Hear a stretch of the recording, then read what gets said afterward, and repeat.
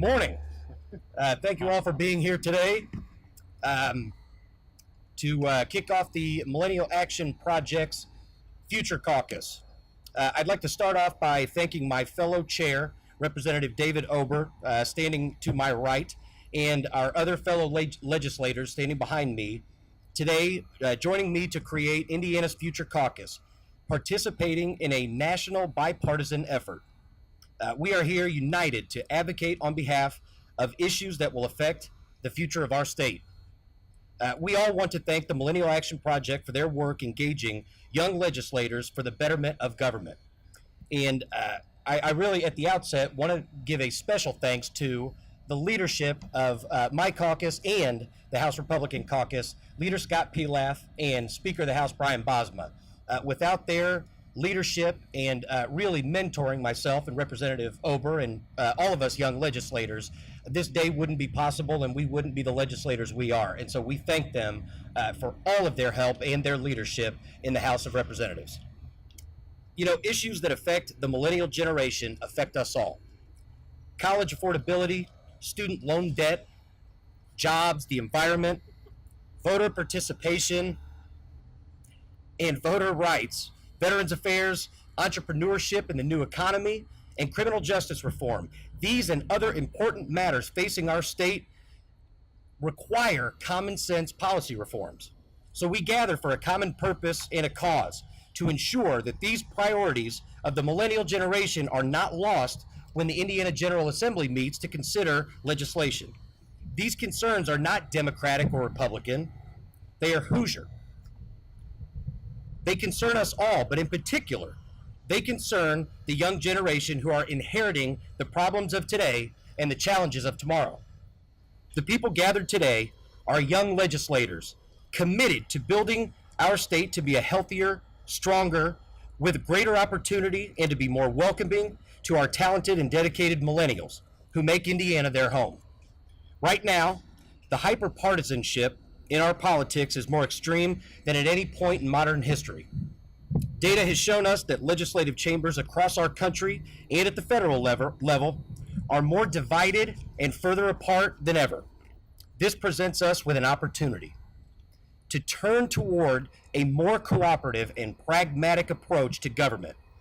We cannot control every bill that gets introduced, and we certainly will not agree on everything, nor should we. But what we can do is work together on those issues where we agree. We can rise above the bitter politics of today and focus our gaze on a brighter future for all Hoosiers. I look forward to working with Chairman Ober and our esteemed colleagues to move forward in a bipartisan manner for the future of our state and our country.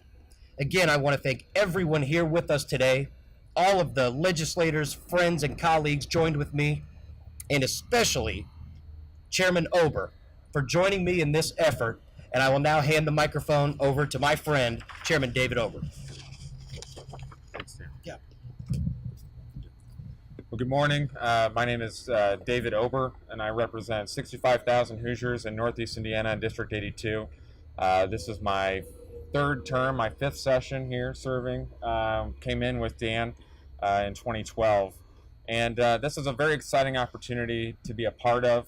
I would agree with what Dan said, that I'm very appreciative of Speaker Bosma and Leader Pilaf for the real tough work that they've done to bring the next generation of leadership up in the House. As you see, the people standing here with us, many of them are chairs, ranking members, vice chairs of committees, and that is all the work of Leader Pilaf and Speaker Bosma. They've recognized leadership and young Hoosiers coming into the State House, and they've put a premium on that and given us a voice. Without their leadership, that would not have happened. I think what Dan said is spot on about how hyper-partisan our politics has become, both at the national level, and you can see it kind of starting to seep into local and state politics. And we need to be encouraging young Hoosiers to get involved in our political process, to run for office, and to make a difference for our young generation, but also for the future of our state. That's why this caucus is being formed. We have great examples of leadership throughout our state of young people getting involved at the local level and at the state level and really taking a fresh new look on some of these issues and how we address problems. You can't look any further than really all over the state. We have Mayor Blair Milo of City of LaPorte, Mayor Pete Buttigieg in South Bend, Mayor Ryan Daniel in Columbia City, just near my district, Mayor Scott Fadness and Fishers, and all over the state you see young people getting involved. We want to encourage that. We want them to be a part of this process and help push common sense solutions forward and really address problems that far too often we kick the can on. Try to find solutions that are well beyond the 2 and the 4 year election cycle. I think that's what you've seen great leadership from in the House on what is a sustainable road funding plan and how do we address those needs well into the future beyond the 2018 or the 2020 election. So that is what we are trying to accomplish here. We've got all of these folks who are supportive and wanting to be a part of what we're doing here today. So thank you for being here. And right now, I think we'll kick it off to Steve Olakar, who's the president and COO of Millennial Action Project. Take it away, Steve. Thank you. All right. Thank you, everyone, for joining us today. My name's Steven. I'm the founder of the Millennial Action Project. I'm going to start by saying happy birthday to Representative Ober. Don't worry, we're not going to kick him out of the caucus. He's going to stay right here with us. But I do want to thank Representative Ober and Representative Forrestal for their leadership of this caucus, for their service as co-chairs, and for really being the catalysts here in Indiana as we wanted to build and launch the Indiana Future Caucus.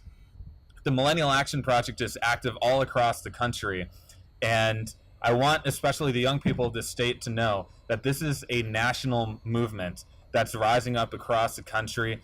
Young legislators, primarily under the age of 40, were saying we want to rise above partisanship and focus on real solutions facing our generation. We started the first ever Future Caucus in Congress back in 2013, and since then we've been launching these caucuses in blue states, red states, and purple states, states all across the country. They have led on some of the most innovative pieces of legislation, ranging from entrepreneurship in the environment to jobs and skills training. So to everyone who's out there in this space here, and anyone online who can hear my voice, anyone who feels disaffected about the political process, who feels that you can't make a difference in public service, I want you to look at the legislators standing here today. I want you to see the future of the state and believe that we can create a more constructive governing process here in Indiana and across the country. You know, one of the interesting things I learned coming here is that Indiana has a lot of millennials. It makes up about 30% of the state's population, and yet millennials only hold about 5% of the state legislative seats. We want to get millennials more active in politics. Our democracy, frankly, depends on it. One of the things that gets me excited about millennials right now is that we have the highest service participation rate in the country. So this is a very idealistic generation, but at the same time, less than a third of us see public service as an appealing career track, and the majority of us don't believe politics can solve the problems that we face. That is the gap we're trying to close here with the Indiana Future Caucus. We can demonstrate that we can create real solutions to the challenges facing millennials. And as Representative Ober said, too often we get into a short-termism in our governing. We only put a Band-Aid on a problem for the next year or for the next 2 years. But what about the challenges facing our children's generation 20, 30, 40 years from now? So that's the goal here. And I'm so inspired to see the leaders here in Indiana truly reaching across the aisle and not only making a commitment to pursue future-oriented legislation, but I think what's even more meaningful is raising the quality of our political discourse, demonstrating that we can have a civil conversation across party lines, creating a new type of future-looking politics. And my favorite aspect of this is that the youngest legislators in this state and states across the country are really being the adults in the room. And so with that, I want to thank all of you for joining us. I want to thank all of the legislators for uniting here today And with that, we'll open it up to any questions that you have. Thank you very much. 1 second. I want to make sure that we thank the legislators that are here with us today by name. It's important, and it will be critical to have a lot of people around the table. So I'm going to look back. Representative Earl Harris Jr. He has just been a fantastic new legislator. Representative Joe Taylor, again, just a wonderful addition to the House of Representatives. Representative Ryan Hatfield, another rock star young legislator. Senator Eddie Melton, just new senator. They are fantastic new legislators. We need more young people to run for office. Representative Tim Wesco, he actually has been in the State House longer than myself and Representative Ober, even though he looks younger. Am I missing anybody? And there are other members of this caucus who couldn't be here today. They are in committee and working on legislation right now. We will make sure that you have their names so that you have a full list of the caucus before the day is done. So we will be happy to answer any questions you have. Is this more about attracting young people to politics or more about solving problems?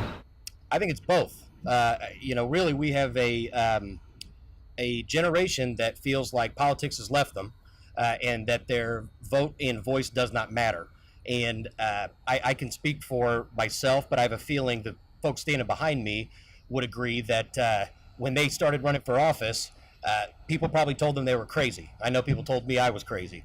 But people responded to it. I think folks out there have seen the older generations do this for a long time, and they maybe have seen it not go well, and they are looking for younger people to pick up the mantle and try to find a better path. And so we encourage young people and people who may not think that they have a chance of being involved in the political process to say to themselves that they have a right and they deserve to be involved in the political process and take their place at the table. One follow-up on that. So does this mean Republicans and Democrats, you're saying you can work together? Absolutely, yes. There are, and that's well, because there's a, and actually I'll let Representative Ober take a crack at this too, but the perception out there is that we disagree and fight all the time, when the reality is 97% of the bills that we pass unanimously. But the 2-3% of bills that don't pass, we have some pretty healthy debates on, and those are usually the ones that get covered because they're controversial and frankly interesting to watch, and that's understandable. But we feel that being younger, we may be able to have less long-term hurt feelings, I guess, and be able to coalesce around legislation and shepherd it through the process and have conversations with some of the legislators who have been here a little longer, and explain to them why perhaps a piece of legislation that they didn't support might be important to us in the future of Indiana, and give them a different way to look at it. I'll let Representative Ober answer some questions. Sure. Thanks for your question, Kevin. It's a good one. I do think it's about getting more young people interested and excited about a career in public service. I also think it's about looking at the perspectives that are represented here and those of young people that are kind of marginalized because we only represent 5% of the elected offices in the State House. You see technology is disrupting large industries like Uber and Airbnb, and those are topics of discussion that we're dealing with now. And that's only going to continue because these young people and entrepreneurs are inventing new ways and new technologies to connect us even more closely. And there's going to be a state response to that every single time. And to the extent that there's a young person that has used one of these services and understands how it operates better than maybe some of our colleagues, I think that those are perspectives that need to be heard and need to be voiced. So yeah, absolutely, there are complex solutions that can be found for some of these very difficult issues, and it's going to take bipartisan effort to do that. And I think that that's what we're trying to accomplish here, is a renewed sense of bringing everybody to the table so that nobody's marginalized, so that we can have a balanced approach to these issues.